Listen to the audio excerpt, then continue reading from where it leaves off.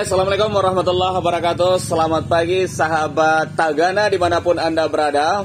Pagi ini kami berada di SMA 1 Pemenang Kabupaten Lombok Utara. Dan telah hadir di depan kita pada pagi hari ini yaitu Kepala Sekolah dari SMA N1 Pemenang Kabupaten Lombok Utara. Kita akan bincang-bincang seputaran bencana. Baik, gimana kabarnya Pak? Sehat? Sehat, alhamdulillah. Sehat, alhamdulillah. Mungkin perlu juga perkenalan dulu kepada sahabat-sahabat beranda. Mohon Pak, disapa sahabat-sahabat beranda kita. Assalamualaikum warahmatullahi wabarakatuh. Waalaikumsalam. Sahabat Tagana, selamat pagi, salam sejahtera buat kita semua. Salam sehat. Salam. Izinkan kami memperkenalkan diri, nama Tiang Pak Suharna. Jadi Kepala SMA Negeri 1 Pemenang yang baru mutasi kurang lebih 1 bulan 11 hari. Oh, 1 bulan 11 hari ya, Pak ya? Waduh, baru kayaknya. Tanggal 16 Agustus kemarin. 16 Agustus. Sebelumnya di SMA 1 Gangga kurang lebih 4 tahun. Tepatnya 376, 3 tahun 7 bulan 6 hari. Kalau mengikuti SK Gubernur 6 Agustus. 6 Agustus ya. Tapi secara de facto baru tanggal 16. Iya. Berarti kemarin itu Pak kejadian gempa yang luar biasa dahsyat di Kabupaten Lombok Utara ini berarti saat itu berada di Gangga ya Pak? Ya. Oh Bapak di sana gimana kira-kira pengalamannya waktu itu Pak? Pengalaman di Gangga pada saat gempa jam habis maghrib itu di rumah.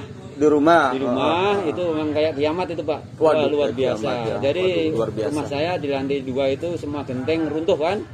Terus kanopi di atas tiga kanopi itu jatuh semua ke bawah. Jatuh. Kemudian pagi-pagi itu malamnya saya ngungsi di Taman Gajah di atas gunung itu karena takut ada tsunami. Tsunami ya. Karena memang juga ada warning kan waktu itu dari BMKG kan kalau ada tsunami ya. Kemudian saya tuh tiang paginya turun ke bawah dari maghrib gempa itu sampai besok jam 12 tuh nggak makan nggak minum Pak.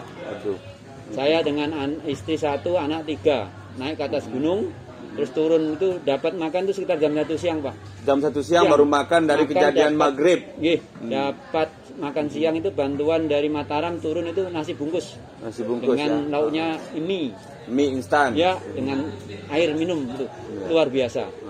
Nah pada saat siang itu sampai sore saya belum bisa kemana-mana masih di tempat lokasi. Lokasi saya siangnya itu saya pindah ke sini Pak, Terengan. Terengan sini yang lokasinya lebih tinggi. Terengan sini Pak, dekat pindah. Di paling atas katanya nanti kalau ada air naik itu bisa dilihat gitu kan. Bisa dilihat dari pantau dari atas. Hari Rebunya pergantian itu kan malam Senin Pak ya. Baik, malam Senin. Tepatnya malam Senin ini sahabat beranda kejadian. Mengunjungi sekolah Pak. Di sekolah saya di Gangga saya kunjungi, ternyata sekolah itu rata dengan tanah Pak. Pagar tembok keliling rata, atap-atap genteng itu rata semua, plafon-plafon rusak berat. Kemudian ada 3 atau 4 lokal yang ambruk dengan rata tanah, lainnya genteng-genteng aja turun. Nah saya instruksikan kepada anak buah saya, satu yang perlu diselamatkan Pak, ijazah. Ijazah ya penting sekali ya. Ijazah selamatkan. Ijazah kenapa? Dari 2003 itu masih banyak ijazah yang belum diambil. 2003 itu masih ada 3 orang Pak. Apalagi tahun kemarin. Pada saat itu di Gangga saya kan baru 6 bulan ya. Saya masuk Gangga itu tanggal 2 Januari 2018. Sedangkan gempa itu terjadi pada tanggal 5 ya. Tanggal 5 Agustus 2018 jam 19 sekian. Nah, itu mengalami trauma yang luar biasa. Kemudian saya hari Rabu baru berani ke sekolah dalam kondisi yang rata. Tembok keliling roboh. Kemudian 3 ini saya instruksikan untuk selamatkan ijazah. Belum ada orang berani ke sekolah Pak. Saya beranikan diri. Saya ke sekolah, kemudian saya koordinasi dengan lapor ke Pak. Waktu itu Pak Sekdis, Pak Kabit, bagaimana kondisi sekolah. Yang penting nyawa aman. Sekdis Kabit di Dinas Provinsi karena kita di pendidikan ya.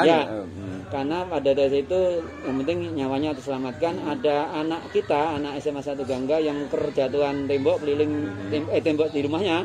Itu ada yang kena perutnya sehingga harus operasi berkali-kali. Beroperasi. Dan Siswa SMA 1 Gangga dan ada yang meninggal. Oh, ada yang meninggal juga. Oh, dari siswa. Iya, tapi di rumahnya kan Mas. Iya, maksud saya dari siswanya Bapak, walaupun kan kejadian itu kan maghrib Pak, otomatis kan semua ngumpul sama keluarga ya, gitu kan. Ada yang meninggal. Nah, ada yang meninggal. Ya, berapa orang Pak? Satu itu yang saya tertarik. Satu orang. Laki perempuan? Perempuan ya. Terus yang satu ketimpa bangunan. Keruntuhan bangunan ya. Perutnya harus dioperasi itu. Operasi. Nah, itu lupa itu masih sembuh enggak kurang tahu ya. Oh, iya. Nah, itu.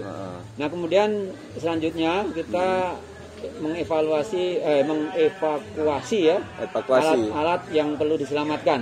Yang diselamatkan itu satu ijazah, kemudian komputer.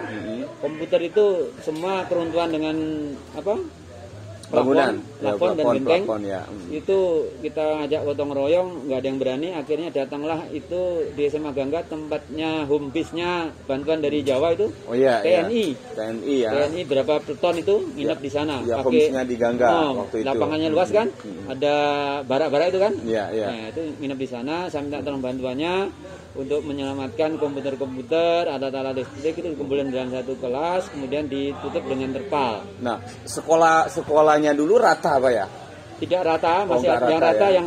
yang ambruk dengan tanah itu rata-rata hanya 3 lokal. Oh, 3 lokal. Tapi sebagian besar gentengnya rontok, gentengnya beton Pak. Tapi rusak berat rusak gitu kategori rusak kemudian berat. Ada bangunan yang lantai 2 itu gunung-gunungnya itu jatuh ke dalam satu, keluar satu, nggak bisa dipakai dua lantai 2. Yang total rata dengan tanah itu hanya sekitar 3 lokal. Lainnya rusak berat juga, hanya plafon jatuh, genteng rontok. Nah, akhirnya saya berkoordinasi dengan Pak Sekdis pada itu, Pak Sukran, bagaimana setelah 1 minggu mungkin yang masih trauma, bagaimana mempersiapkan pembelajaran di luar kelas. Nah, saya minta bantuan dari komunitas saya kan ketua geng ekonomi. Hasil saya guru ekonomi se-Indonesia, saya upload. Kemudian ada yang bantu-bantu. Yang kita butuhkan saat itu terpal Pak. Terpal, tenda gulung ya. Nah, terpal yang kita bikin, bagaimana belajar di lapangan. Untuk masih lapangan belum dipakai kan, hanya kita bagi dengan TNI itu. Itu berminggu-minggu itu, berbulan-bulan itu. Terus ada bantuan dari Surabaya, dari Bu Risma. Itu 1 kontainer itu bahan makanan. Saat itu sekarang kan beliau udah jadi menteri sosial sekarang ini di mana tempat kami Tagana bernaung. Dulu kan masih di Surabaya kan? Di wali kota. Iya, di wali kota. Itu nginepnya juga sana home base-nya. Oh, di makanya sana. Ada bantuan terpal, kemudian ada antikar, itu dipakai di sekolah. Itu kita manfaatkan untuk bagaimana bisa membuat 1 minggu berikutnya itu pembelajaran supaya hidup. Iya benar. Kemudian benar parkir itu kita sulap menjadi ruang-ruang kelas darurat. Kita beliin sekat-sekat itu pakai bedek Pak. Bedek yang harganya satu bedek itu 50.000. 50.000. Untuk menyekat antar kelas. Ya antar kelas. Parkir itu di parkiran bukan di kelas. Kelasnya sudah bisa dipakai. Oh iya, kelas 10, kelas 11 kan untuk dipisahkan artinya kan arti siswa-siswinya kan itu. Pokoknya belajar di luar kelas pokoknya. Tidak berani di dalam kelas. Maka yang masih berdiri itu tempat parkir, kita setting, kita pakai sekat-sekat, kemudian kita pakai KBM, kursi diambil dari kelas, kursinya masih aman kita bawa. Nah, dengan kejadian bencana gempa pada saat itu yang 2018 itu Pak, kira-kira ini dengan kegiatan-kegiatan yang sudah dilakukan oleh beberapa instansi NGO leading sektor yang ada di Indonesia ini, kira-kira saat ini rasa traumanya ini udah mulai pulih apa belum? Kira-kira masyarakatnya dengan berbagai macam bantuan dan dari berbagai macam itu Pak? Kalau masalah trauma ya tetap ada kan? Oh tetap ada ya? Untuk pulih ya belum ya? Mungkin masih tersisa mungkin 5% lah. Misalnya bangunan-bangunan gitu kan gimana? Masih ada sisa-sisa yang masih belum tertangani. Tapi khusus SMA Gangga, alhamdulillah untuk bisa recovery itu saya hanya membutuhkan gempa itu 5 Agustus recovery pembangunan sarana prasarana itu cukup sampai Januari 2019 setahun. Januari 2020 sudah 100% kembali normal. Sudah 100% kembali bangunan normal. Kelas semua diberdiri, sarana prasarana lengkap, bahkan kita bisa membuat panggung-panggung untuk tampil anak-anak itu memanfaatkan genteng-genteng yang sisa-sisa yang masih bagus yang kayak layak dipakai lagi. Kita kumpulin, kita tumpuk, kemudian kita plester di atasnya menjadi panggung ekspresi. Jadi untuk anak-anak tampil mengekspresi dirinya untuk nari gitu loh, nyanyi gitu Pak. Itu. Kemudian kita beli natap. Berarti saya membutuhkan waktu 1 tahun 6 bulan. 1 tahun kalau dihitung sejak gempa ya, itu ya, sekolah udah kembali normal 100%, termasuk 100%. Tembok keliling. Wah, luar biasa. Tembok keliling itu hasil dari iuran BPP. Apa itu BPP, Pak? Biaya penyelenggaraan pendidikan. Biaya penyelenggaraan pendidikan. Yang resmi ditetapkan oleh kepala dinas. Karena sekolah hanya bisa memungut BPP itu, selain itu enggak.